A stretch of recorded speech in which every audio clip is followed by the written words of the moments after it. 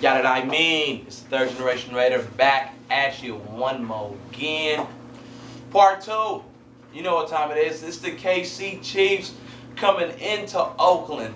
Well, the Chiefs are sporting a 1-10 record. Already lost to the Oakland Raiders 23-8 in Week 2 this year, where Darren McFadden had 21 carries, 464 yards, and also Justin Farks chimed in, I believe, about 9 carries for 45 yards. On top of that, the third guy had about three-headed attack. Michael Bush had about 90 yards on about 15 or 16 carries. Also with a beautiful touchdown where he put in a nice move on my boy who used to play baseball with his kids, Jared Page.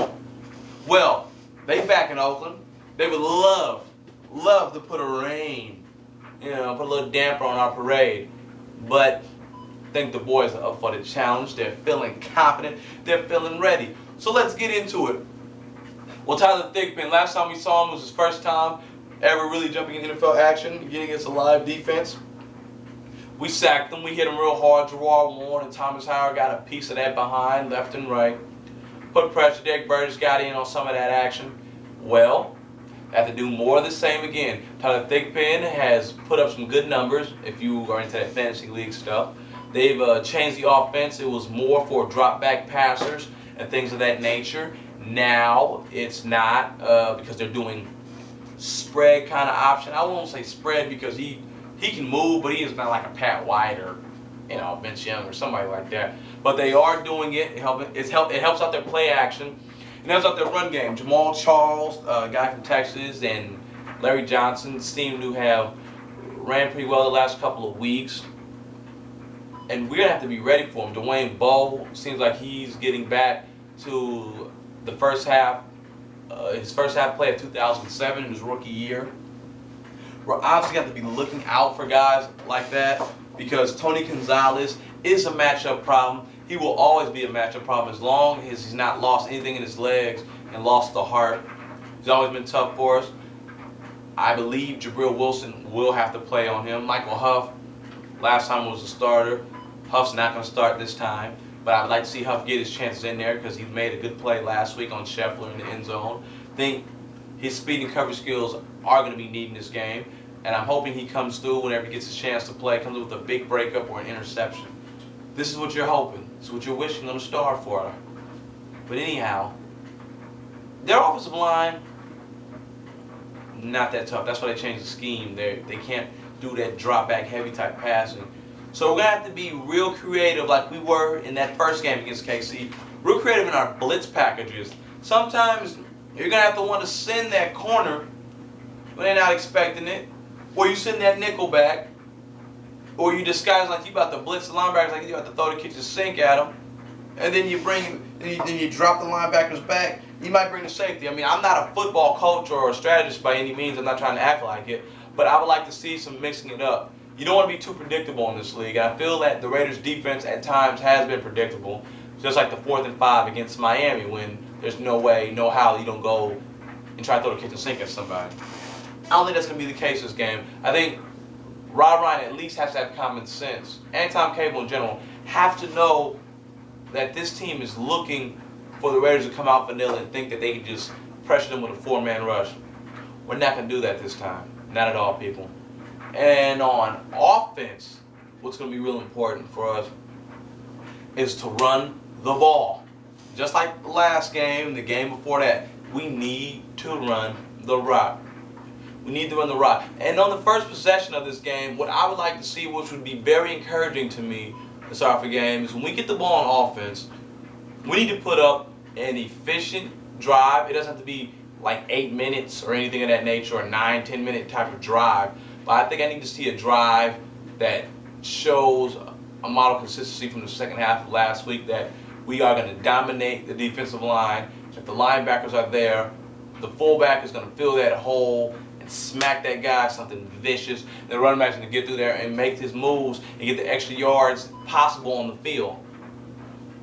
I really like to see that. This week, I really feel that Darren McFadden is going to get more carries than we've seen him get the last 2 weeks.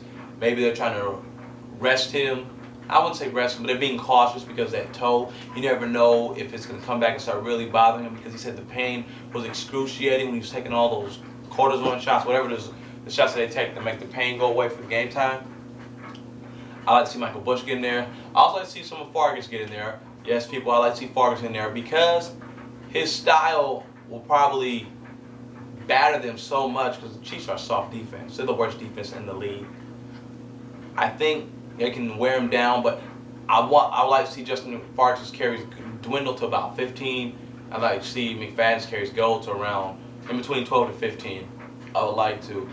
Ashley Lee, you played very well last week. But I'm wondering, did you only play well because you played against your former team? We saw your quote. We saw how juiced you were. Okay, we need you to do it again this week. This is a sellout crowd, buddy. We need a wide receiver to step up. I don't know who it is. Maybe Johnny Lee Higgins to get in on some of the action. Chad Shillings, whoever's out there. We need you guys to do this thing. This is a big game. It's a huge game. And it's bigger for one person in general, and that's Jamarcus Russell. It's been 2 straight weeks. I believe he's something like 25 out of 33 for maybe 300 something yards. But his efficiency has been pretty good. He's getting rid of the ball quicker. He looked very confident last week in Denver. I'm looking for that confidence to carry over. That's all you need. I've been critical on him, and people, you have to be critical on the #1 pick. Too much money is invested in that person. When you have a #1 bust, like the Niners have, Niners been set back 5 years. Trust me, they have issues over there on the other side of the bay. We don't want to go down that same road.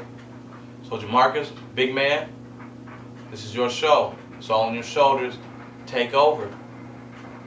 Take over. And with you being able to take over, hopefully, that means the offensive line is going to block for you. Quaim Harris, you're going to be going up against Tamba Ali.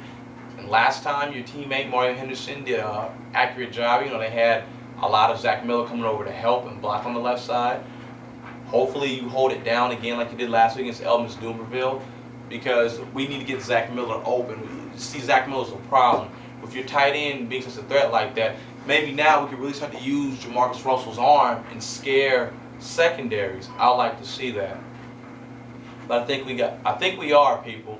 I really think things are coming together. I'm not jumping to this. We're going to go playoffs. We have a long way to go. It's one game at a time. It's one game at a time because let me tell you something. The Raiders play one game at a time. And they play to their full potential, like you and I know they can. Denver's got a rough schedule left. San Diego's already imploding.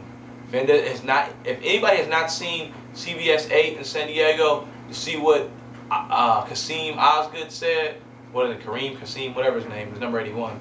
Osgood said about basically how the team does not believe in Norv. They don't think he's a head coach. That thing's in trouble. I can't wait till we play them. Anyhow, people, on this game, what prediction can I give? I don't know, my predictions have been off. I mean, sometimes they've been kind of spot on. I was completely wrong last week. I thought we could only win like 19 to 17, but in this game, I'm going to try to go 27-17. Raiders have an efficient game. Chiefs hang around in there the first half, but then the Raiders show a strong running game and wear them out. I like to see that. If you guys are wondering, this is the first time I ever came in color. I guess I was really feeling my little Puerto Rico shirt. Not usually ever in color, but we're going to be live in color on Sunday in the Oakland Coliseum. It's sold out. It's a big game for people out here. People really want to see this team win. That's why the game is sold out. So anyhow, I'm the 3rd generation Raider. And I'm signing out. But you know what? We got a game next Thursday. So Tuesday, check me out because I'm coming back again. We're going to talk about the Chief game. And we're going to talk about the Thursday night game. That's going to be on 3D in certain theaters around the nation, in Boston, and my people in Los Angeles, people that, like to be involved in things of that type of nature. You go ahead, check it out, man. But, man, it's late night, and, got more stats stuff on the computer to check out, man. I'm addicted to this very thing, I decided not to go out tonight, though. So, anyhow, 3rd generation Raider again. It's time to go get to it.